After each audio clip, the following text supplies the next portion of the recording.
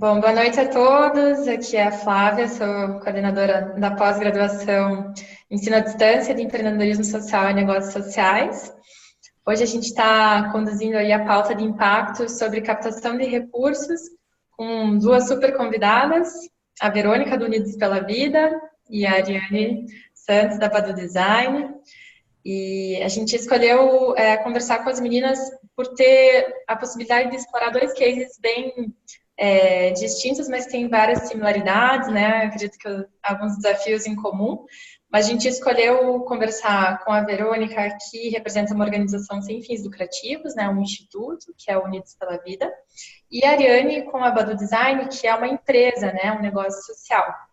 Então, para começar a pauta de impacto, eu queria que vocês, meninas, se apresentassem. Eu vou fazer as mesmas perguntas, e aí vocês fiquem à vontade para responder e comentar também.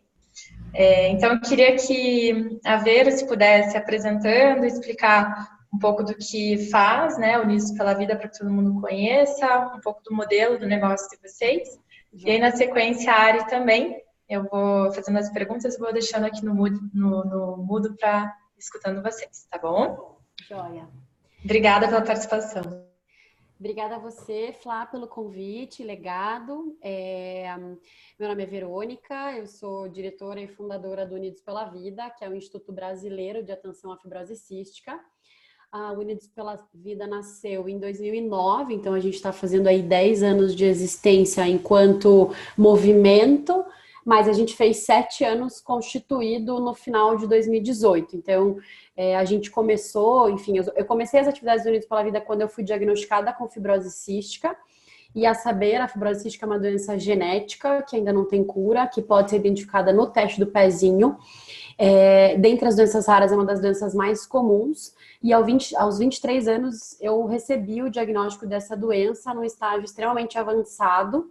E eu não sabia o que era fibrose cística, nem minha família, e eu havia passado todos esses anos da minha vida com problemas gravíssimos de saúde. A fibrose cística, por conta de um defeito na condução de uma proteína, faz com que a secreção do organismo seja mais espessa que o normal, e por isso dificulta a eliminação dessa secreção, e por sua vez gera inúmeros sintomas. Então eu tinha todos os sintomas que a fibrose cística descreve, em sua grande maioria, que é pneumonia de repetição, tosse crônica, dificuldade para ganhar peso e estatura, e eu tinha uma média de 5 pneumonias por ano, eu tirei 2 partes do pulmão direito, tirei a vesícula, uma parte do pâncreas parou de funcionar, tinha osteoporose por dificuldade de absorção de nutriente, enfim, todos os problemas de saúde relacionados à doença eu tinha. Só que eu só fui descobrir o que de fato eu tinha aos 23 anos. Na época eu estava me formando em psicologia, trabalhava na RH de uma multinacional americana, conduzia projetos de grande porte já há algum tempo. E coincidência ou não, eu havia tido um sonho durante o meu último internamento por pneumonia antes do diagnóstico, onde eu tinha fundado um grupo para ajudar pessoas com problemas respiratórios. E quando eu acordei, eu anotei esse sonho, até uma pena não poder estar nesse momento na nossa sede, eu estou falando com vocês da minha casa, mas tem lá o quadrinho com o sonho anotado, que é o que move tudo até hoje. E um mês depois, quando eu recebi o diagnóstico de fibrose cística, eu percebi que, na verdade, o que eu tinha passado a vida inteira era por falta de diagnóstico de tratamento.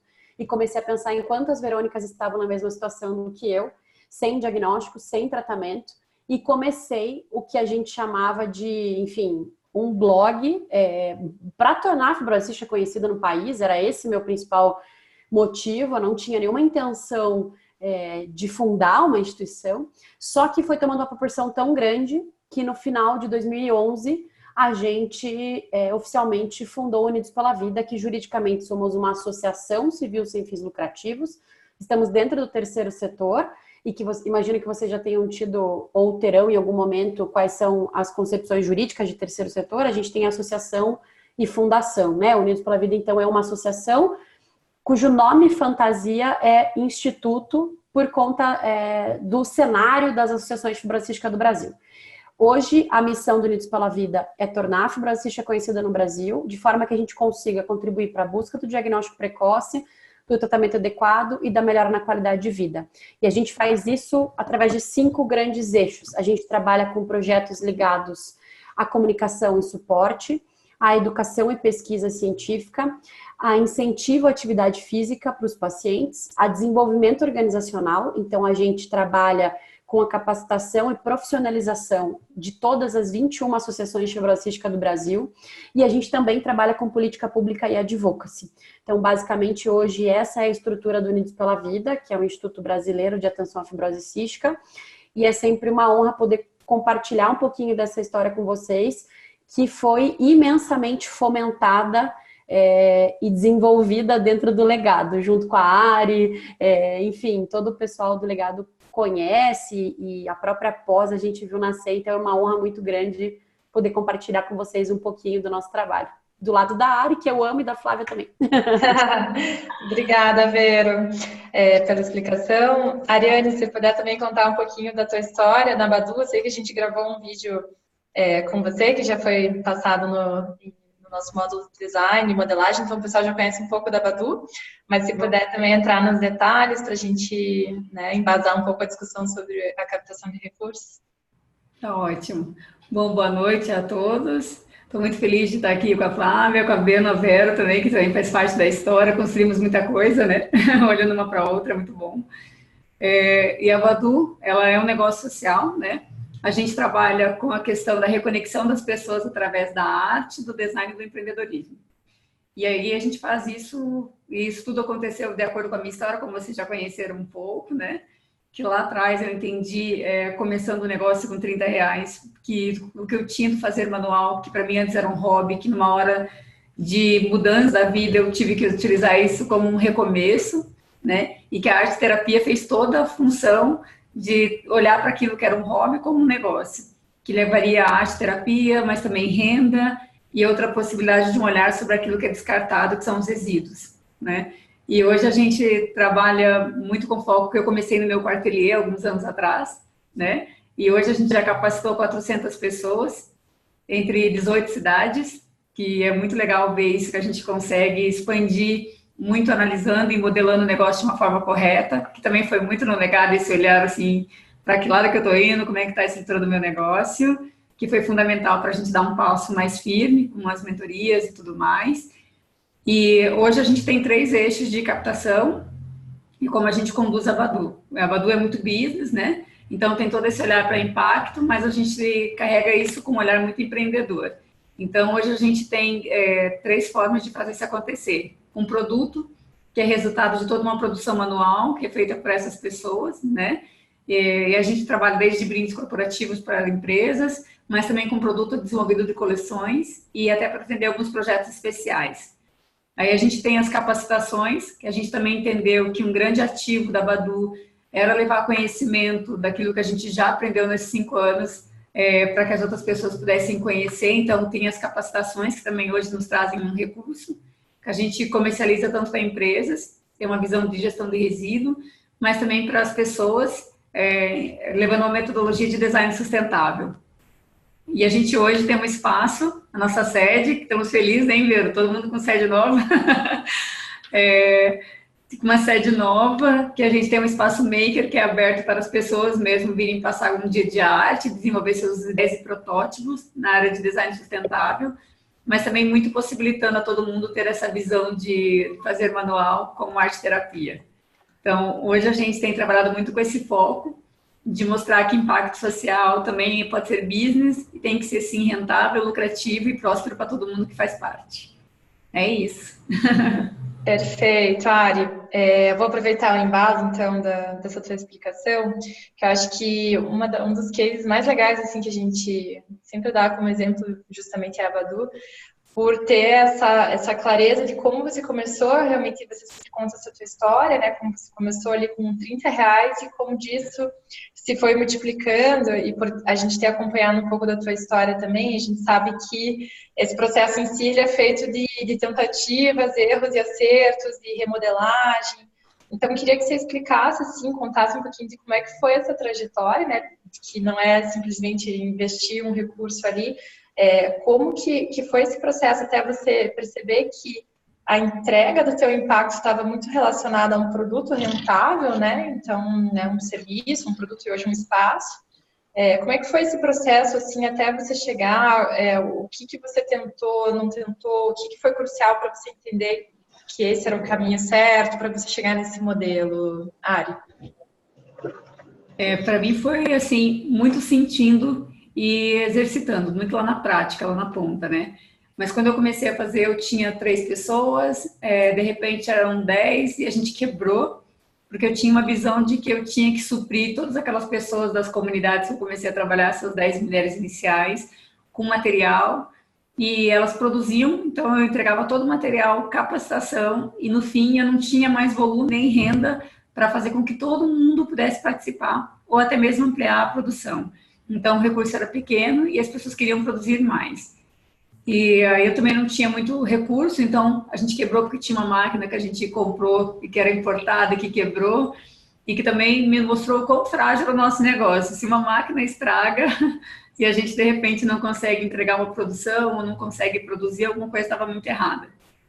E eu também não estava fazendo da maneira correta essa visão muito de business do meu negócio, né? Foi aí que, com o legado, eu comecei a olhar muito para o que eu estava entregando e de que maneira que eu poderia ajustar esse modelo de negócio para que ele sim se tornasse mais rentável e mantivesse vivo, pelo menos, né? Que no início era muito isso, era entender a bagunça que eu estava criando ali, porque era muito sentir o que estava acontecendo. E eu acho que o campo de negócios sociais é muito novo, ainda no Brasil, quando eu comecei, então a gente não tinha muitas referências e estava todo mundo buscando um pouco mais de informação de como adaptar e o que era legal, o que não era legal nesse meio de negócios sociais. Então, para mim, foi uma descoberta junto com a chegada desse conceito, né? Que aqui no Brasil ainda era muito recente, muito pequeno. Até que a gente entendeu... Opa, quer falar, Flávia? Até que a gente entendeu que esse processo ele poderia ser compartilhado, que a gente olha muito para as pessoas que estão na base da pirâmide, como elas precisam de um recurso e tudo mais. Só que tem também o livro do Praha lá, que fala da riqueza na base da pirâmide, e a gente entende que as pessoas também, o custo de oportunidade delas é muito grande, porque elas gastam mais para ter serviços que seriam talvez quem custeasse esses trabalhos, né? Poderia ter de uma primeira aplicação, elas fazem várias até conseguir. Então elas acabam gastando no processo muito mais. E que talvez se essa quantidade de recursos fosse investida para um negócio, poderia gerar mais desenvolvimento. Então, a partir disso, a gente entendeu um modelo de se tornar realmente sustentável, mostrando que tinha que ser realmente um negócio em que todas as participantes se vissem como empreendedoras e, a partir de então, cooperassem para tudo aquilo que estava acontecendo. E aí foi muito mágico, assim, porque no primeiro momento foi testar o surgimento com algumas organizações que queriam que a gente realizasse trabalho. E aí a gente testou com a Linium, que é um negócio social que trabalha com imigrantes e refugiados, com a Ampara, e foi um projeto mesmo, que tinha começo, meio e fim, onde a gente pôde pilotar tudo que deu certo e o que não deu também. Porque muita coisa também não foi tão perfeito, não foi como a gente sonhou, não foi aquilo redondinho, mas a gente conseguiu alcançar as pessoas, que é o que a gente conseguiu entregar com qualidade, que elas conseguiram desenvolver um novo olhar e que a gente podia, sim, cooperar e levar algo muito profundo, só que tinha que ajustar. Então, a Badu veio se ajustando ao longo do tempo, treinando, colocando em prática muito o que aprendia nas mentorias e com as dicas, a gente colocava em prática, opa, não dava certo, o que tem que mudar? Até a gente chegar no modelo que hoje a gente entende que todas são empreendedoras e que hoje elas fazem parte de uma liga de empreendedoras da Badu, então elas também têm uma parte que elas se responsabilizam pelo que elas fazem, todas são MEI, para a gente ter a parte legal muito ajustada. E a gente hoje tem um serviço que a gente pode oferecer para essas mulheres também. Não só pensar nelas como as pessoas da comunidade que estão recebendo isso, mas olhar para a potência que elas têm e como elas podem utilizar isso para se desenvolver e crescer e que a gente cresça junto, né? Para não ter um crescer e o outro entrar em defasagem, né? Que isso tem que ser bem equilibrado, até para a gente se manter vivo e trabalhando, né? E a partir daí a gente caminhou mais firme, entregando algo mais que era um produto, que o produto hoje faz sentido, mas ele é uma das coisas. Daí a gente tem as capacitações, que a gente consegue comercializar tanto para empresas quanto para pessoas físicas, e também o espaço. Então, entender essa junção, esse ajuste, nos passou várias vezes por altos e baixos, assim, entendendo, algumas noites mal dormidas, tentando ajustar, mas acho que hoje dá para respirar, porque a gente está sabendo muito bem o que a gente está fazendo e para onde a gente está caminhando. E isso é muito maravilhoso. Perfeito, Ari. Muito legal. Eu vou emendar numa pergunta e daí também já passar para a Verônica contar um pouquinho dessa trajetória. Bem legal saber desses desafios, né, que você passou, que teve que superar de uma forma criativa. É interessante de pensar assim também, a gente teve um módulo sobre estruturação jurídica, né, e como isso influencia também o próprio modelo de negócio e o modelo de sustentabilidade financeira de cada organização. Então, realmente, o campo de negócios sociais, ao mesmo tempo que ele é um campo novo, né, recente, que ele está acontecendo ao mesmo tempo que está sendo formalizada, né, toda essa parte de estruturação jurídica mesmo, ao mesmo tempo, assim, as empresas, os negócios sociais, elas têm um campo diferente das instituições, né, das organizações sem fins lucrativos. Então, eu até queria fazer essa pergunta assim para você, Ari, de o que você enxerga assim de possíveis oportunidades ou talvez oportunidades que vocês tenham ganho ou perdido nesse processo por ter optado em ser uma empresa, né? Então, um negócio social, perdas e ganhos. E daí eu quero passar para a Vero também para a gente fazer essa comparação, assim. Claro que a gente entende que não existe certo ou errado, né? É muito caso a caso do impacto que cada um quer gerar, né? Mas acho que é importante a gente conversar sobre isso, assim, para fomentar aí a discussão. Legal. Bom, para a gente vir de uma maneira muito clara, assim, eu sou muito empreendedora e eu queria ver muito essa transformação social das pessoas através do empreendedorismo, né? De trazer essa visão de que eu comecei com muito pouco e a gente conseguiu reverter algumas coisas. Como é que a gente podia levar isso para o campo social mesmo, né? Então, para mim, sempre foi um desafio. Mas a gente também tem algumas oportunidades legais, que são para quem tem negócios sociais, né? Apesar que a gente paga imposto como qualquer empresa, a gente emite nota fiscal, a gente tem toda a mesma questão tributária que as empresas comuns têm, só que a gente tem aquele esforço maior ainda de fazer acontecer. Mas isso é muito possível desde que a gente alinhe muito bem o objetivo do negócio, de que maneira que entra capital e recurso. E a gente optou por entrar, então, em conhecer e possibilitar a entrada de alguns editais, né? Assim como foi o legado, que a gente ganhou o prêmio, no final de 8 meses aí, intensos de capacitação, foi o nosso primeiro grande capital que teve. Então, a gente tem essa possibilidade de ter um investidor social que tenha do projeto. Eu tive um investidor anjo, que também surgiu na minha caminhada, que foi super especial, assim, que entendeu o momento e que não estava esperando um retorno logo, mas estava entendendo que ele podia potencializar para aquela ideia não morrer, que foi super legal, que é uma das possibilidades, né? Então, investidor anjo, investidor social, e tem também as premiações, né? Ao longo da Badu, a gente recebeu alguns prêmios por executar o que a gente estava fazendo. Então, a gente recebeu o prêmio da Aliança Empreendedora com a Unilever, do Hora de Brilhar. A gente foi também, eu recebi um prêmio como Red Bull, da Fellow, né? Como Fellow da Red Bull, que é um processo, mas que também trazia um prêmio de conhecimento e capacitação. E a gente acabou de receber também o prêmio da Natura. Então, essas premiações, elas vêm muitas vezes com recurso, mas às vezes vêm também com capital intelectual para se desenvolver, que é muito legal, né? Agora, de fora isso, também tive uma chamada para um investidor externo, que tinha muita visão business, mas não tinha visão de impacto. Então, também teve uma hora que eu tive que olhar e saber, assim, para onde meu propósito estava indo e para onde o mercado estava querendo me levar. E que essa junção não era legal, né? Então, tinha que analisar muito bem qual era o parceiro e se eu queria ou não estar com algumas pessoas ou empresas. Então, saber dizer não nessa hora de captar recurso também, sendo uma empresa, também é muito importante. Saber com quem que a gente quer estar lado a lado. E eu já tive que recusar algumas oportunidades bem legais. Mas porque não fazia sentido com o propósito. Então, acho que disso a gente difere do mercado comum. No mais a mais, a gente tem essas possibilidades também de estar aliado a projetos e outros editais. E aí, se a gente for fazer um comparativo entre as organizações, né? Para nós, uma desvantagem muitas vezes é que a gente tem muito mais editais e muito mais oportunidades para quem gera direto com impacto como organizações. Porém, eu acho que o desafio de fazer e mostrar que impacto pode ser de uma maneira empreendedora e que as pessoas podem sim gerar o seu recurso, não só ter uma maneira que seja assistencialista, também é bacana. E não desmerecendo também as organizações que têm essa função, porque elas são necessárias até um determinado momento e em determinadas áreas, né? Como é o da Vero também, eu acho que tem algumas áreas que são estritamente necessárias que seja assim, mas que também são muito empreendedoras, assim como a Vero vai poder falar um pouco agora.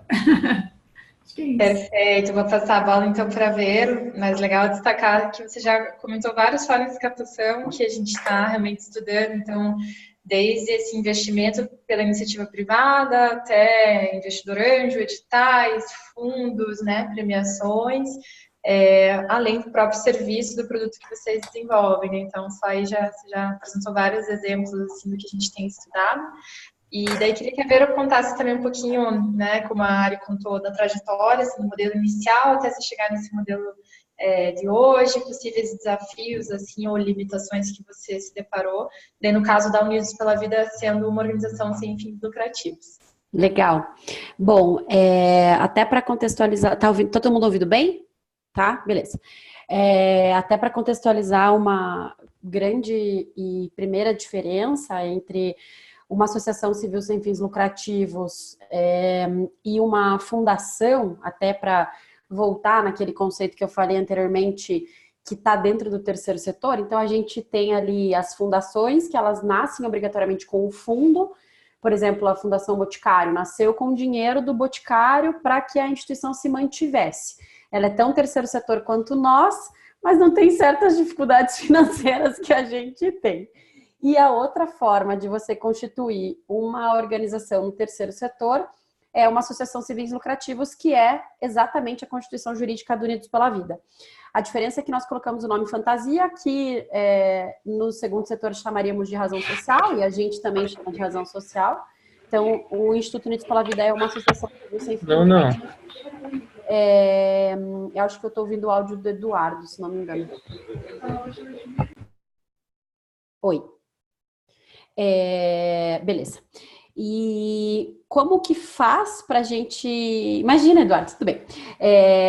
Como que faz para a gente efetivamente captar recurso e como que foi nossa trajetória? Então, como eu falei, nós temos 7 anos oficialmente constituídos como associação civil sem fins lucrativos. Então, Unidos pela Vida nasceu ali de quando eu fui diagnosticada, comecei a entender qual era o universo, e a partir do momento que eu comecei a entender qual era o universo, eu comecei a desenhar aquilo que eu queria fazer. Então, basicamente, a gente começou, e era muito eu ainda, com o foco de tornar a fibrose cística conhecida no Brasil.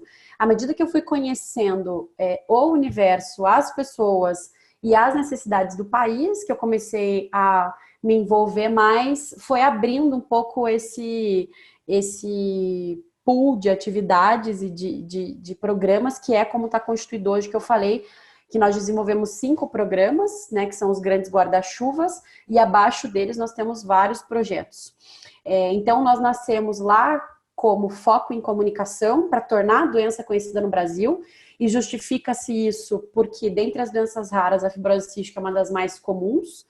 A gente está falando de uma doença cuja incidência é 1 a cada 10 mil nascidos vivos, e a gente tem quase 3 milhões de nascidos vivos por ano, então a gente não deveria ter só 4 mil pessoas em tratamento no Brasil. E por que eu estou falando isso para vocês se eu deveria estar falando como é que eu consigo recursos para manter o Unidos pela Vida funcionando?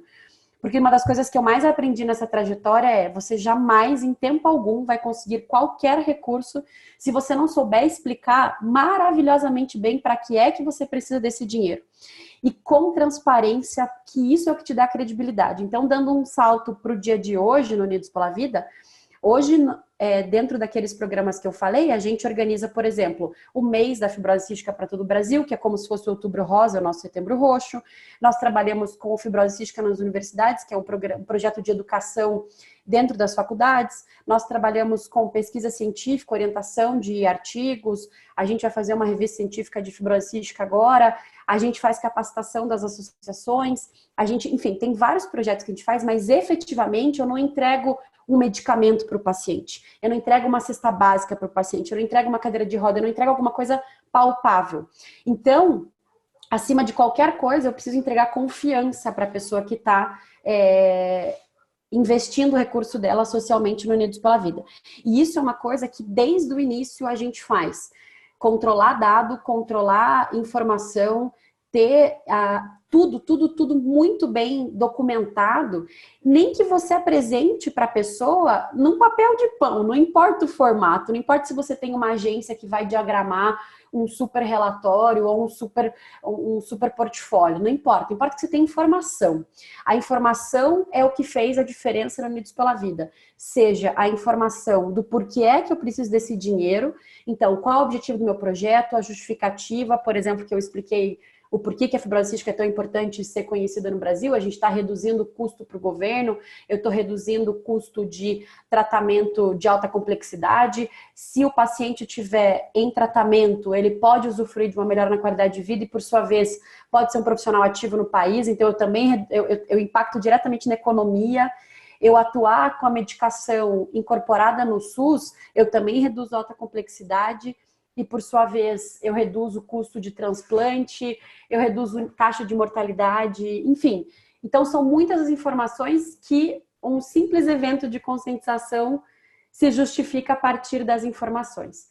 E a partir de todo esse entendimento do cenário que a gente estava inserido, da conexão com todos os stakeholders, e aí quem são na fibrose cística? Médico, profissional de saúde, familiar, associação, Sociedade Médica da Fibrose Cística, que daí eu fui parar na diretoria da Sociedade Médica de Fibrose Cística, as próprias famílias, os pacientes, os amigos, enfim, tudo é universo para a gente. E através disso e das demandas, a gente foi construindo os projetos, e hoje, como que nós captamos recurso? A primeira entrada de recurso do Unidos pela Vida foi um evento beneficente que uma família empresária de São Paulo entrou em contato conosco em 2011. Então, eu tinha começado o Unidos pela Vida quando eu fui diagnosticada em setembro de 2009, e era um blog, um negócio informal ainda, e eu estava internada, do tipo, o que você faz da vida? Eu falava, faço faculdade, trabalho e fico internada, era a minha vida, praticamente um quarto no hospital para mim. E numa dessas internações, eu recebi o contato de uma família empresária de São Paulo, que ia fazer um evento beneficente, que queria destinar o recurso para nós. Eu agradeci, falei que não poderíamos receber, porque eu não tinha o CNPJ, não tinha conta bancária, não tinha nada. E o que eu ouvi dessa família foi, te vira, esse dinheiro vai para vocês. Nossa filha teve suspeita de fibrose cística, o que nos acalmou nesse período foi o que a gente leu no site do Unidos pela Vida, que ainda era um blog super informal. E aí eu tive 15 dias de dentro do hospital para reunir várias pessoas, na época o pessoal do Centro de Ação Voluntária e a Roseli Bassi, que é do Instituto História Viva, adotou o Unidos pela Vida como um projeto de História Viva. A gente conseguiu receber o recurso pela História Viva, prestar conta pela História Viva e fundar o Unidos pela Vida. Hoje nós estamos indo para o 8º ano consecutivo como instituição beneficiada por essa família empresária de São Paulo, é agora em maio o evento. Então, esse até hoje é uma das nossas formas de captação, evento beneficente. E até só explicando um conceito, a gente tem 2 tipos de dinheiro no Instituto, né? E em todas as associações. A gente tem aquilo que a gente chama de fundo livre, que é o dinheiro que entra para eu pagar aluguel, salário, água, luz, telefone, internet, etc, etc, etc. Para eu manter meu custo fixo pago e a instituição rodando. É um dinheiro difícil de conseguir, e é um dinheiro fundamental, porque sem ele você não faz nada. Se você não tiver equipe, se você não tiver sala, se não tiver internet, se não tiver água, se não tiver nada. E o outro dinheiro é o de projeto, que também é uma forma de captação de recurso do Instituto hoje. Então, a gente tem ainda os eventos beneficentes, que via de regra entra como fundo livre, é um dinheiro que a gente pode usar para pagar as nossas contas de todo mês, nosso custo fixo. A gente tem editais de projeto nacional e internacional. Recentemente, o Unidos pela Vida ganhou um projeto internacional chamado Circle of Care, que uma indústria escolhe os 10 melhores projetos do mundo de fibrose cística, e a gente ganhou esse prêmio para fazer um projeto ligado à adesão ao tratamento infantil. Então, editais de projetos nacionais e internacionais, sejam de indústrias, empresas, enfim, qualquer movimento que tenha um edital e que, obviamente, a gente se enquadre. Doação de pessoa física e jurídica, e por sua vez, as doações são importantes porque elas também servem para o nosso fundo livre, que é para pagar a nossa conta, e às vezes projeto não contempla pagamento, então é do tipo, faz aí o que você se propôs a fazer, mas te vira para pagar a internet, a pessoa para fazer, a luz, onde é que você vai fazer, não me interessa, mas você tem que entregar o resultado. Por isso que é importante ter esses dois dinheiros que a gente fala, né? O fundo livre e o fundo de projeto. Os produtos sociais, então, camiseta, chaveiro, squeeze, e, enfim, isso movimenta também as pessoas, elas gostam muito e utilizam os produtos e acaba entrando como no fundo livre. E prestação de serviço. Então, Unidos pela Vida, apesar de ser uma associação, emite nota fiscal, está previsto no estatuto que a gente faz capacitações, faz palestras, frequentemente a gente é requisitado por indústria para revisar material, para dar aula em evento médico, etc. E isso entra como captação de recursos para nós também. Um ponto que a Ariane falou sobre recusa de parceria, nós já tivemos também, por exemplo, sei lá, a gente trabalha com uma doença que afeta principalmente o pulmão. Vamos supor que, sei lá, uma fabricante de tabaco venha querer patrocinar. Isso nunca aconteceu, mas eu estou querendo demonstrar o conflito entre o propósito, né? Eu posso estar precisando de dinheiro, mas efetivamente o dinheiro tem que vir daquilo que agride o principal órgão da doença que a gente atende? Acho que não. Então, tem horas que é melhor a gente ficar sem o dinheiro do que ir contra os nossos próprios valores. A transparência de volta, que eu já falei, é o que faz a gente se manter. Então, se vocês entrarem no site do Unidos pela Vida.org.br/transparência, a gente tem o relatório de atividades de todos os projetos, DRE, estatuto, ata, balanço, etc. E é nossa obrigação, e eu até fico meio chocada quando as pessoas falam, nossa, como vocês são transparentes. Eu queria que o contrário fosse verdade. Eu queria que as pessoas olhassem e falavam, como é que vocês não são transparentes? E que todo mundo fosse transparente. Então, é meio chocante você receber um elogio porque você é transparente. E o grande desafio é você, primeiro, ser totalmente desconhecida. E isso é uma coisa que eu sempre conversava com o Diego Tutume da CID. Eu falava que inclusive, eu até vi que tem alguém da CID aqui, acho que é o próprio Eduardo, né? Eu sou apaixonada pela CID, Alexandre, Diego, Luiz, enfim, a gente se conhece desde muito novinhos aí na caminhada. E eu lembro que o Diego uma vez veio dar uma palestra para o Unidos e ele falou: o nosso primeiro sim veio depois de 85 nãos. Então, a persistência é que faz a diferença. Quem sabe faz a hora, não espera acontecer. Então, tem que ir atrás mesmo, com confiança naquilo que você faz, sendo transparente, sendo muito claro no teu propósito. Eu quero esse recurso para fazer isso, por causa disso eu vou te entregar isso. Não necessariamente eu estou entregando um lucro para o meu investidor anjo, mas eu estou entregando um resultado social que alguém confiou em nós. O desconhecimento da doença é um baita desafio, porque ainda pegando o exemplo da CID, a CID a gente está falando de inclusão de pessoas com deficiência. Unidos pela Vida a gente está falando de fibrose cística, que antes de eu ser diagnosticada eu não fazia a menor ideia do que era. Então, assim, você precisa provar para a pessoa que aquilo é importante, todos os objetivos e todos os propósitos, enfim, e ser transparente. Eu acho que isso é o grande marco e que, inclusive, não era o propósito, mas fomos reconhecidos por isso no final do ano passado, como o nosso aniversário de 7 anos. A gente ganhou o prêmio de 100 melhores ONGs do Brasil, que a CID também já ganhou, e dentre as 100 melhores a gente foi eleito como a melhor ONG de pequeno porte do país no ano passado. Então, não estou querendo fazer jabá nem me mitidar, mas assim, quando você menos espera, você percebe que a transparência, o controle, os relatórios, toda aquela chatice realmente é o que precisa para fazer acontecer, né? Perfeito, nossa, muito bom de escutar, Vera. Eu acho que tem vários aprendizados aí. Então, desde o alinhamento, né? Eu acho que a gente pensar que a captação de recursos ela não é uma atividade, né?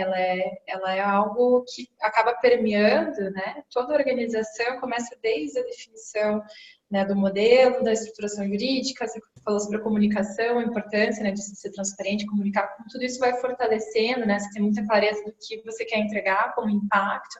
Então, é bem legal de ver como isso está entrelaçado assim, com todos os temas assim, da organização como um todo, né? E a gente gosta muito de fazer essa provocação assim, que você acabou de explicar.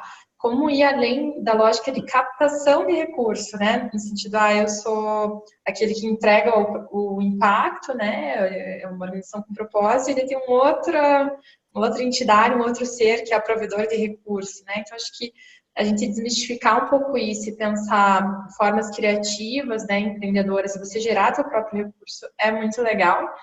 E aí, nesse sentido, também vou fazer uma pergunta tanto para você quanto para a Ari, que é uma provocação, né? A gente falou de várias formas de serviço, de produto, de iniciativa privada, de doação, etc. Os recursos livres incentivados, né? O recurso de projeto, que é muito legal. Quando a gente pensa na captação, a gente sempre tenta ampliar o máximo possível esse leque para, como a Ari também comentou ali no caso dela da máquina, né? Era um outro exemplo, mas para você não depender de algo e de repente se ver na mão, assim, caso aquele plano ali falhe. Então, o que eu ia perguntar para vocês é, dentro desse leque de possibilidades, se vocês têm alguma parceria já com o governo, como é que funciona essa relação com o governo ou não? A Vero, pelo que eu entendi, talvez com os projetos de renúncia fiscal, né, que são os projetos incentivados, que de alguma forma é um recurso público. Eu queria também saber da área, para depois a gente passar para mais uma perguntinha. Tá. Respondendo, então, falando da nossa realidade, Flá, a gente não tem nenhum projeto incentivado, 100% do nosso recurso, com exceção do programa Nota Paraná, que a gente foi habilitado no ano passado, então é o único recurso que a gente recebe que não deixa de ser, né, destinação de imposto, então, que é o CPF na nota, que todo mundo conhece. Então, com exceção do Nota Paraná e agora o Nota Curitibana, nós não temos projetos incentivados por fundo. 100% deles, então, tirando o Nota Paraná e o Nota Curitibana, que a gente está começando agora, edital de empresas, iniciativa privada e pessoas físicas ou jurídicas de modo geral. Não sei se eu respondi completamente a pergunta. Tá. Só queria também falar uma outra coisa que é super importante. A gente, dentro, enfim, de tudo que eu falei, eu acho que uma grande questão-chave que vale ou para se você está querendo abrir um negócio social ou uma associação civil sem fins lucrativos ou qualquer coisa que você vá fazer sempre tenha um número na sua cabeça, porque você não sabe se no casamento do seu primo que você vai no final de semana, você não sabe do lado de quem você vai sentar, entendeu? E às vezes você está sentado do lado do seu investidor anjo e papo vai, papo vem, a conversa se deslancha e de repente você descobre que o filho do primo do vizinho, que era super chegado dessa pessoa, tem fibrose cística e o sonho do cara é investir num projeto, sabe assim? Então tenha um número na sua cabeça e treine o bendito do pitch de elevador. Não esqueçam disso. Tenha um número na cabeça, objetivo na cabeça, porque você não sabe. Já diria Jota Quest, o amor pode estar do seu lado, o investidor também. Muito boa a dica, Vero. A Ari, acho que tem uma história boa também, vou passar a bola para ela da mesma pergunta ali também desse leque de captação, se existe governo aí nisso. E também, Ari, se você puder contar para a gente sobre o teu pitch de elevador, que eu sei que você fez em inglês, inclusive, que eu acho que é uma história bem inspiradora aí, e aproveitar o embalo da Vero também sobre essas dicas aí, dessa vida de empreendedor social, captador de recurso e faz tudo, né? Eu acho que isso é super importante, assim. A gente também, a princípio, a gente não tem nenhuma vinculação governamental. A gente tem um projeto que a Aliança tem em parceria com o governo, mas é muito para abrir espaço dentro das cidades, né? Então, não é de recurso financeiro que vem direto para a Badu, e a gente não tem esse vínculo governamental. Mas também a gente não descarta essa possibilidade no futuro de chegar a outras cidades e tentar fazer um projeto que a gente venda um projeto de capacitação para os municípios, né? A gente tem de tudo como possibilidades, mas desde que alinhada com o nosso propósito, com uma criança, os valores, e quando a gente lida com a questão governamental, a gente também tem que olhar para isso como um recurso que é de todos, e que bom que a gente possa fazer uma gestão correta e saber para onde é que vai parar, né? Mas, por enquanto, a gente ainda não está atuando. A gente tem muito mais fazer com nossas próprias mãos, mesmo assim, de recursos de produção, desses prêmios que vieram, mas muito mais, eu acho que desde quando eu comecei a Badu lá atrás, com R$30, até tudo que a gente trabalhou e batalhou muito para ter, a gente investiu para fazer um espaço maker que também nos trouxesse uma outra fonte para ser sustentável, né? Que hoje é um espaço em que a gente aluga para eventos, o que era para ser só um depósito de materiais virou também nosso escritório, um espaço maker aberto, onde a gente tem essa fonte de recurso, um espaço que a gente aluga para eventos diversos, mas que tenham a ver também com sintonia com o que a gente faz. E aí também um espaço para esses encontros e para as capacitações que antes a gente fazia externo, né? Então a gente deixa de gastar para algumas coisas e também abre, ao invés de ter um espaço para estoque, a gente abre e faz com que ele seja sustentável. Então a gente tem muito essa busca, né? E eu acho que essa coisa do recurso para a gente é muito importante, que eu acho que quando a gente se vê muito como empresa e sabe que quando a água está batendo ali, você tem que remar e tem que fazer a coisa dar certo, né? E aí também se torna cada vez mais criativo. Então a gente começa a olhar para tudo quanto é talento nosso, da nossa equipe, e ver de que maneira que a gente pode reunir esses talentos para dispor conhecimento para as outras pessoas e transformar isso num recurso, né? Então a gente tem feito isso muito, trabalhando de forma a multiplicar aquilo tudo que a gente vem aprendendo. E eu acho que essa questão do pitch também é fundamental. A gente tem que estar preparado realmente para qualquer coisa. Na minha vida, eu acho que eu tive algumas oportunidades de estudar inglês, mas todas eram aquelas que a gente passava nos cursos e não saía falando, né? Nunca. E foram poucas também, porque eu sempre tive que trabalhar muito, estudar muito, mas não conseguia fazer esse fluxo. Até o dia que eu fui chamada para fazer um pitch em inglês, do dia para a noite, para o presidente da Renault, que definia tudo sobre investimentos globais no Brasil.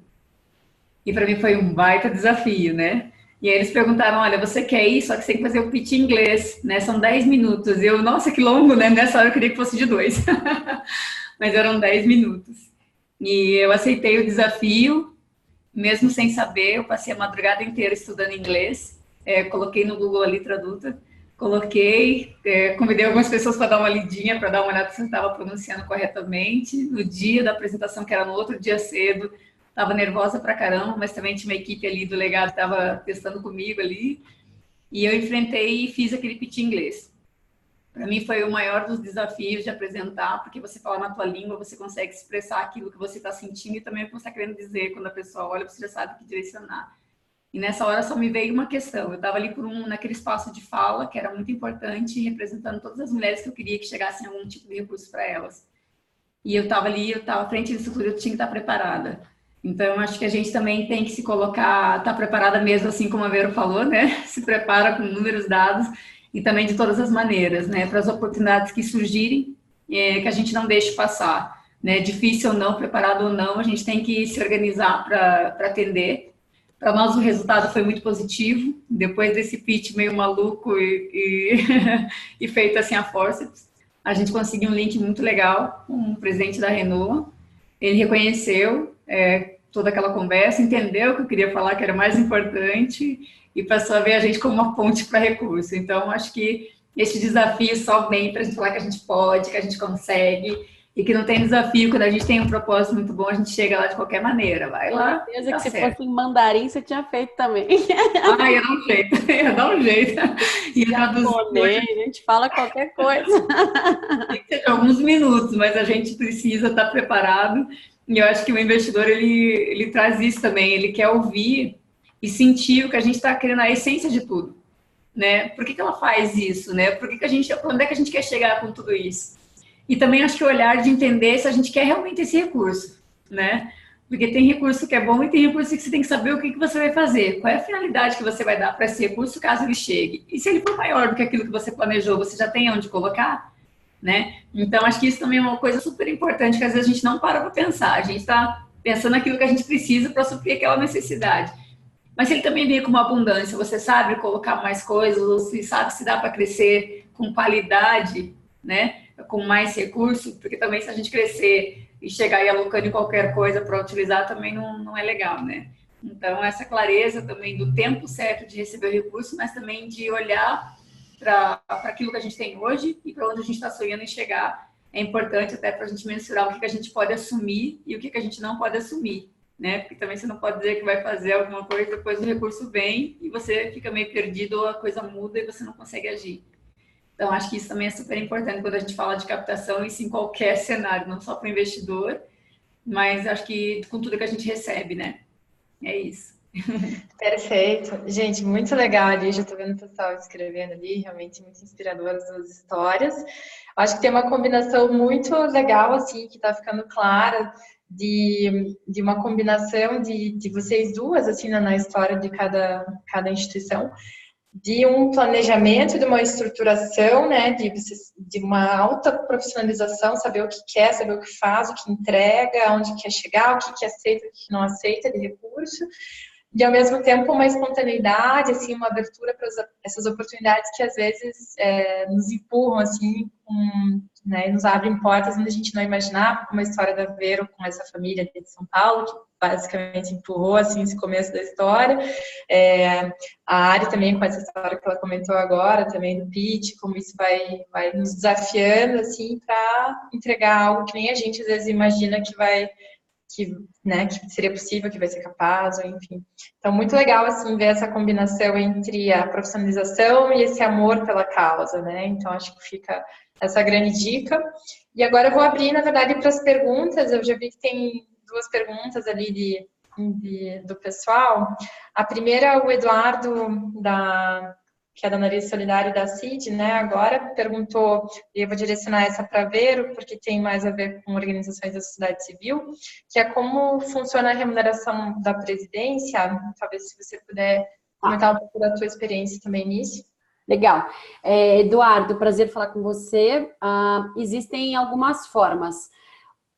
Você precisa ter uma certificação para você poder ser da diretoria, ser presidente e receber salário, que é a certificação de OCIP, que é a Organização da Sociedade Civil de Interesse Público. Se não me engano, a CID tem. Se não me engano, não tenho certeza, posso estar falando bobagem, mas acho que tem, né, Ari? Unidos pela Vida não tem, e eu não sou remunerada. Eu sou voluntária, e isso a gente tem lá em toda a transparência, enfim. E aí, claro, né, a gente tem que viver e pagar conta. Eu tenho uma filha de 4 meses. Eu tenho o meu marido, que, enfim, olha para mim e fala, cuida do nosso espaço no céu, que cuida do nosso espaço na terra.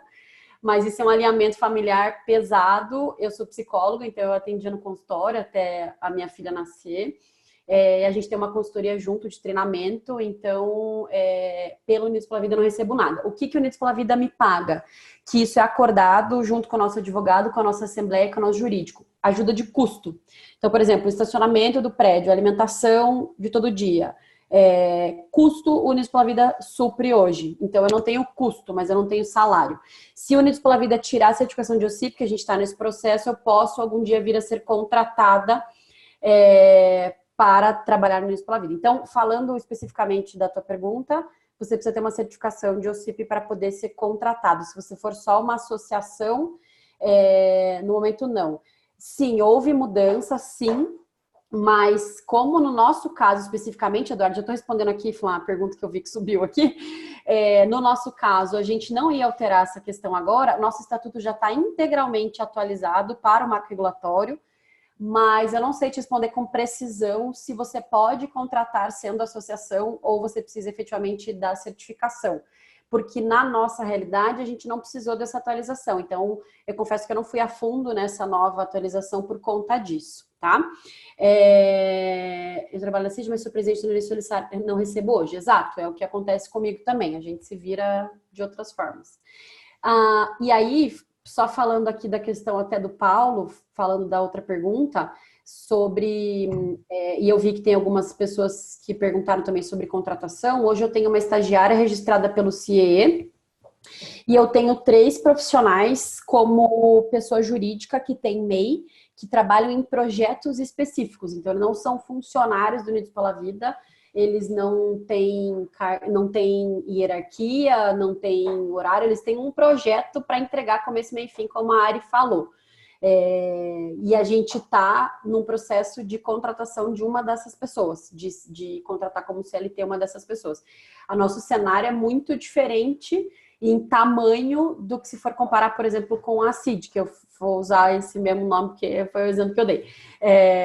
A gente em tamanho, apesar de sermos grandes na fibrose cística, no universo de organização nós somos muito pequenininhos. Então, a gente ainda não teve condições de contratar um CLT, mas a gente está nesse processo de contratação agora, porque você paga, é praticamente o dobro do recurso que você paga de salário que você precisa ter em caixa para pagar o funcionário, e aí é igual para todo mundo, né? E eu não tenho hoje uma profissional específica para captação de recursos, sou eu que faço isso. Legal, Vera, obrigada por já responder ali várias perguntas numa só. E aí vou pedir para a Ari também comentar sobre essa mesma pergunta, se existe alguém que faz a captação de recursos para você, ou se tem um departamento, como que funciona essa remuneração. E aí também uma outra que daí é mais específica, acho, para a Ariane, que a Daniele fez, que é sobre a divulgação dos produtos. Como é que é feito essa venda, qual que é o principal canal que tem o melhor retorno. Daí também acho que a Vero pode comentar sobre os produtos sociais na sequência. A gente tem também, daí depois eu falo do nosso. Tá. Beleza. Bom, a gente não tem uma pessoa específica para trabalhar a captação. E aí, muito com essa visão de mercado, a gente tem uma equipe que hoje trabalha comunicação, a gente tem marketing, né? E também são todas pessoas que hoje elas trabalham com a gente, a lei nos permite que elas sejam MEI e que trabalhem por projetos. Então, a Badu ainda não tem uma estrutura que contrate as pessoas para trabalhar internamente, a gente trabalha muito por projeto. E até o pessoal da Yunus, que está trazendo uma consultoria para a gente, veio somar muito com isso, de entender que até mesmo a Yunus hoje no Brasil trabalha dessa forma, né? Então, essas pessoas são prestadoras de serviço para a Badu e a gente trabalha por projeto. Quando a gente fecha um projeto, a gente consegue ter esse desenvolvimento. Ou muito de fazer o seu próprio salário. Também tem muito disso, de fazer dar certo, fazer render, e quando tem, todo mundo consegue partilhar algo que seja bom e produtivo para todos. Né? Então, a gente não tem, mas a gente tem projetos específicos em que a gente convidou, ou as pessoas que foram somando ao longo da nossa história surgiram, e que nos ajudam também a desenvolver algum projeto, e quando acontece esse projeto, a pessoa está envolvida, já está previsto financeiramente nesse projeto o pagamento dessas pessoas. Né? Então, a gente tem funcionado muito dessa maneira, como captação. Mas é que o nosso forte muito mais do que ter uma capacitação ali voltada, né, direta para editais, alguma coisa assim, a gente tem a produção. E aí, até tinha uma pergunta ali com relação aos produtos, né, como é que a gente faz para divulgar e tudo mais. A gente a gente nunca foi muito atrás de fazer essa tal divulgação direta, assim, do produto, porque a gente estava num tempo de capacitar muito as pessoas para chegar num nível de qualidade e no atendimento que era legal. A gente ia para o mercado e percebia que a gente não estava tão bacana assim, que a gente precisava melhorar atendimento para as vendas, atendimento de desenvolvimento de projeto, e a gente falou, não, vamos, calma, vamos segurar um pouco a onda, vamos trabalhar a capacitação dessas mulheres para elas terem muita qualidade para produzir, e também entendendo que elas ainda estão num processo de reconexão pessoal, então não é chegar lá, fazer 1000 unidades, é fazer o quanto ela consegue desenvolver. A gente tem hoje mães de deficientes, mulheres que são vulneráveis e que também estão cuidando de alguém em ambiente hospitalar. Então, a gente tem que ir com um pouco mais de calma na produção. Hoje, que a gente tem um grupo de 400 mulheres, que são 200 em Beltrão e o restante é em Curitiba e região, a gente consegue organizar melhor essa produção. Então, hoje, nossos pontos de venda são muito vinculados a empresas, que hoje querem consumir brindes corporativos, porque a gente consegue atender uma quantidade maior e já ter uma certeza de onde vai sair o recurso para pagar todo mundo que vai trabalhar, né? Então, a gente já tem essa previsão de que entra aqui, já tem toda uma possibilidade de repassar esse recurso para elas. E a gente desenvolve alguns produtos em colaboração que vai para a loja. Inclusive, a gente está lançando agora, no começo do mês que vem, a nossa loja virtual, que é uma das fontes de venda, porque a gente demorou para abrir essa loja, muito com o perfil de como é lidar com e-commerce, mas também lidando com o impacto lá na ponta, de organizar um espaço físico, então a gente não estava com muita pressa em chegar lá. Hoje a gente tem a nossa loja física, que tem um espaço que é loja também, um espaço conceito, que as pessoas podem comprar com a gente aqui também. E logo, logo vai estar online. Então, a nossa fonte de venda de produto e a divulgação acontece muito nas mídias sociais, né, que a gente vê que é um canal onde a gente consegue conectar com o consumidor. Muitas vezes hoje eles mandam mensagem, a gente consegue enviar o produto, mesmo antes de abrir a loja a gente consegue trabalhar dessa maneira. Mas agora com a loja acho que vai facilitar mais, porque a gente entendeu que o nosso principal produto é a capacitação e não só o produto. O produto é um fim de um processo, né? Então, o nosso foco ali na produção também não é tão intenso quanto o restante que a gente quer, que é potencializar essas pessoas para que elas caminhem também e sejam empreendedoras.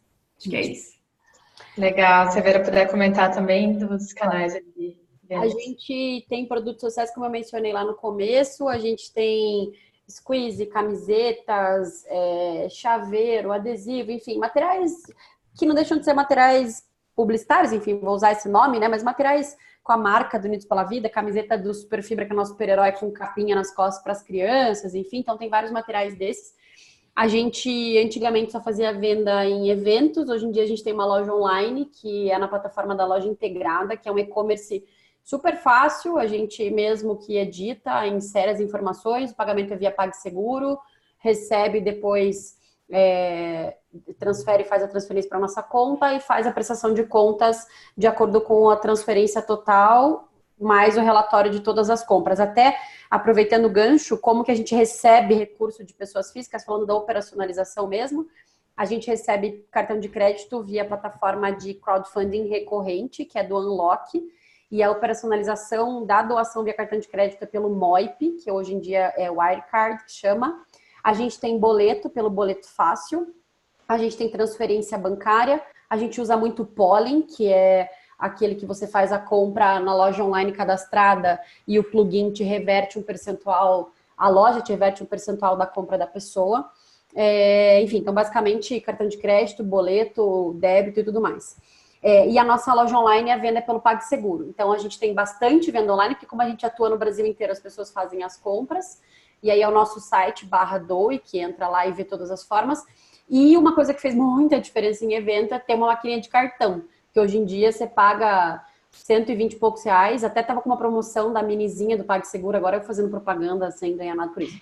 R$49, você compra uma minizinha e você impacta infinitamente mais pessoas, porque hoje em dia ninguém mais anda com dinheiro na bolsa, né? Então, até um exemplo, o primeiro evento que a gente levou foi um evento que a gente faz repetidas vezes, com uma quantidade de público parecida, e tinha uma média aí de venda de R$800. Primeira vez que a gente levou a maquininha de cartão, que aceita débito, crédito, parcela, faz carnê das Casas Bahia, praticamente aquela maquininha, a gente captou acho que 4 ou 5 mil, eu sei que a gente foi quase 5 mil reais, a gente voltou com o estoque zerado de produto. Então, ter uma maquininha de cartão faz uma diferença. Ah, mas é caro comprar 120 e poucos reais. Não é caro, é investimento. Legal, Vero. E isso você fez como associação mesmo, né? Tem uma pergunta ali da Vanessa se você teve que abrir uma empresa para isso ou se você fez como associação. Faz isso como tem que fazer, né? Exatamente. A gente tem nota de produto, recibo de toda a venda de produto, que na verdade, até no próprio legado a gente alinhou isso. A pessoa está fazendo uma doação para nós e nós estamos dando um produto para eles. Então, até no próprio legado a gente alinhou isso juridicamente, por questões jurídicas e tudo mais. O nome do cartão, eu vou escrever aqui, chama Wirecard, a plataforma, cartão de crédito. Opa, to everyone, aqui. O boleto chama-se Boleto Fácil e a loja chama-se Loja Integrada. Maravilha. Vou aproveitar que tem mais uma pergunta ali para você, daí já vou conduzir umas ali para a Ariane, daí a gente vai ter que ir finalizando para se manter dentro do horário. Tem mais uma para você que é sobre o início ali, se você divulgou tua iniciativa mais pelo blog, como é que você conseguiu que as pessoas tivessem acesso ao seu trabalho lá no início. Eu vou passar para a Ari responder uma sobre a... Tá.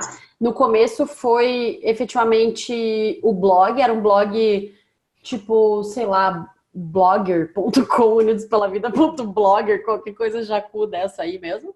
Só que o que fez a diferença foi eu falar disso em todos os lugares que eu ia. E aí eu comecei a me envolver em movimentos que tinham a ver com a fibrose cística. Por exemplo, congresso de pediatria, congresso de pneumologia, congresso de fibrose cística, Orkut na época, faz tempo.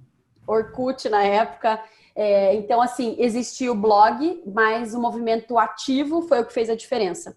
Tem um material impresso hoje em dia, mas é caro pagar para um design fazer uma arte. Não, tem um site chamado canva.com, que você faz suas próprias artes. Vou escrever aqui, canva.com, você faz tudo isso. E você cria suas próprias artes e imprime numa gráfica X, baratinho, tem o teu material. Só uma pergunta que o Paulo fez, percentual do projeto que fica com o captador terceirizado. Eu não tenho captador de recurso terceirizado, logo eu não pago percentual de captação de recurso de projeto, mas a ABCR, Associação Brasileira de Captação de Recurso, tem um direcional, enfim, um guideline de como você pode fazer o pagamento de percentual de captação de recurso. Tipo uma comissão, né? Não deixa de ser uma comissão. Uma outra pergunta aqui que eu vi que estava acho que só para mim. Qual o tempo de início e o ponto de equilíbrio da sua instituição? 2009 foi quando eu comecei, 2011 quando eu fundei, 2015 foi quando a gente teve a nossa sede, o primeiro estagiário, que foi o ano que a gente ganhou o prêmio do legado. Então foram 4 anos entre a Constituição e eu ter a própria sede pagando conta. Era sede, era uma sala dentro de um coworking, então era um custo fixo menor, e eu tinha um estagiário, então era um custo fixo bem menor do que eu tenho hoje. mas foram 4 anos para eu conseguir, tirar o escritório de dentro de casa. Como é que a Ari fala? Meu quartelier. O quartelier dela, né? Exatamente. Muito bom. E aí, já passando a bola ali para a Ari também responder, teve uma pergunta ali da Vanessa sobre quais foram, acho que de uma maneira geral, os diferenciais assim, da Badu para poder se inscrever em projetos de capacitação, essas premiações que você comentou. E daí, eu acho que com isso a gente já vai indo para essa questão assim, de dicas, né? Então, você falando sobre os teus diferenciais como Badu para se inscrever nessas premiações e daí já emendar assim, com dicas finais aí para os nossos alunos e empreendedores sociais. Eu estou precisando mas que tem um serzinho berrando aqui no fundo. Socorro, tem que atender essa criança. Olha lá, eu acho que tem muito isso, essa coisa dos critérios para a gente estar com a Yunus. A Yunus veio de um processo de análise que foi de uma premiação que a gente teve da Natura, que é bem recente, até por sinal começou ano passado, mas a gente ganhou a premiação da Natura e a equipe da Yunus é que faz toda a parte técnica.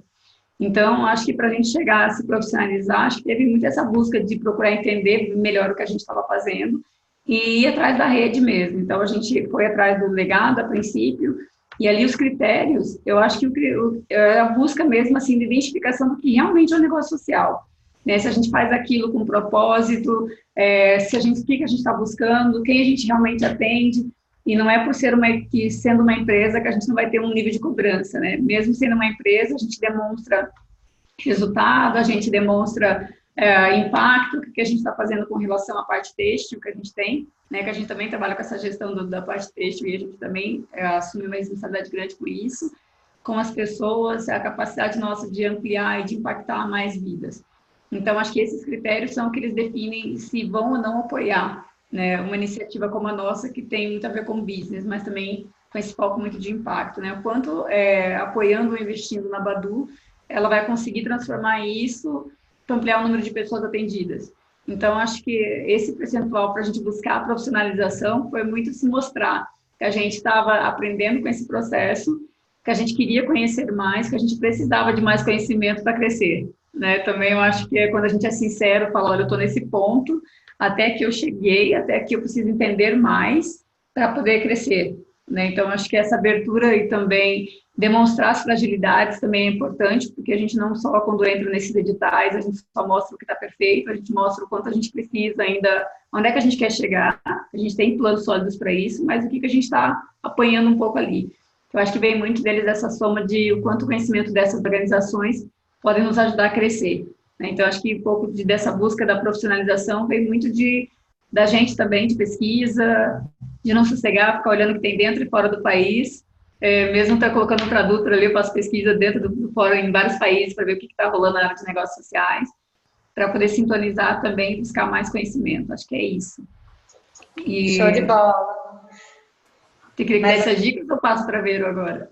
Não sei se você respondeu, Vanessa. Sim, com certeza. Obrigada, Vanessa. Emendar lá já. Depois você joga ali também seus canais ali que o pessoal seguir. Eu queria dizer uma coisinha também. Porque ela, né? Ela que levanta o dedo. Pode emendar, Imagina, não só queria dizer que também algumas oportunidades vão surgindo também da gente somar com os outros. Tem o Eduardo que está aí na rede também, que é do Nariz Solidário.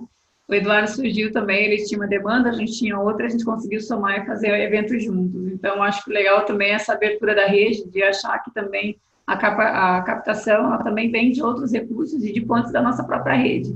Né? O quanto a gente consegue utilizar os parceiros que se aproximam da gente para somar e a gente conseguir captar recursos de formas mais criativas. Né? Ele fez um workshop aqui sobre empatia, que foi super legal, aqui no espaço da Badu, e que a gente viu que pode potencializar as duas organizações. Então, para que vocês também não percam a oportunidade, já fica como dica, de compartilhar as coisas com a própria rede, com as organizações que estão participando sobre o mesmo processo que vocês, porque é um grande ganho também. Eu acho que uma das grandes coisas que aconteceu comigo no legado, e em todos os processos que eu participei, foi olhar para a rede de maneira muito especial, né? Por mais que são organizações que trabalham com focos diferentes, a gente tem pontos de sinergia que nos fortalecem para a gente fazer mais e mais coisa, né? Então, acho que é uma dica super importante, não olhar só para quem está lá, mas olhar o seu entorno também e trabalhar junto.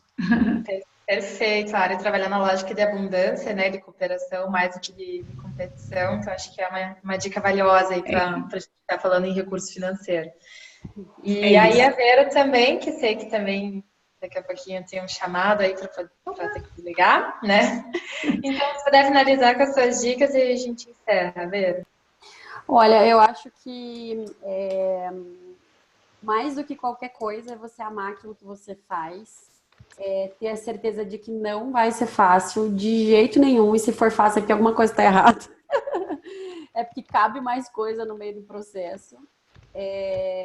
Eu acredito que você saber que você está fazendo a diferença, ter brilho no olho, ter dor de dono, é o que realmente faz a diferença. Você acreditar naquilo que você faz, mesmo quando todo mundo fala, olha, não faz sentido, veja bem, acho que não vai para frente, acho que esse projeto não... Não, acredite, siga a sua luz, seu propósito, seu sonho, como foi comigo, com a Ara, enfim, com todo mundo. E eu escrevi um texto que até saiu no portal do Nossa Causa, eu acho que até o pessoal do Legado republicou, que é a linha tênue e delicadíssima entre o amor à causa e a razão. Então, assim, apesar de eu amar o que eu faço, amar o Unidos pela Vida, eu tenho que entender que eu não posso ir dar uma palestra de graça só porque eu penso que, de fato, esse recurso... aliás, que as pessoas que estão lá precisam saber o que é a doença e, se forem médicos, podem vir a diagnosticar outras pessoas com fibrose cística.